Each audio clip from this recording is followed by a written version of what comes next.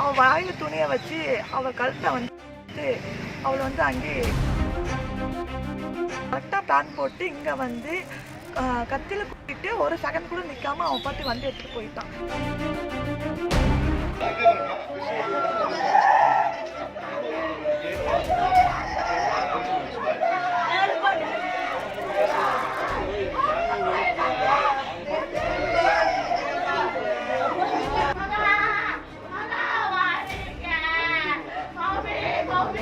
என் அக்கா பாரு மகா, அவளுக்கு கல்யாணம் ஆனதுலேருந்து இப்போ வரையுமே அவளுக்கு பிரச்சனை தான்.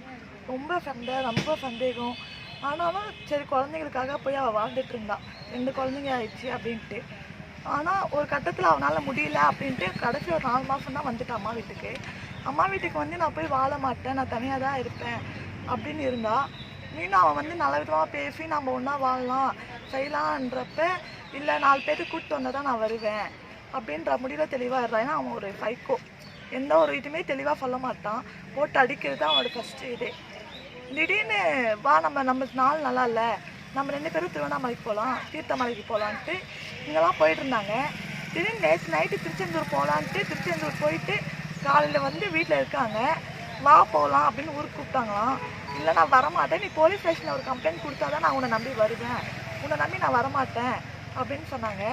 திடீர்னு வந்து அவன் வரமாட்டான்ற கோவத்தில் அவள் வாயில் துணியை வச்சு அவள் கழுத்தை வந்து அவளை வந்து அங்கே இது பண்ணிட்டாங்க. ஏன்னா வந்து அவங்க பருகூர் பக்கம் கோட்டியழகனூர், இவன் அரூர். யாருன்னு தெரியாதவங்க ஒருத்தர் தான் அசல் அப்படின்னு சொல்லிட்டு என்ன பண்ணாங்க. கல்யாணம் ஆகி ஒரு 8 வருஷம் ஆச்சு.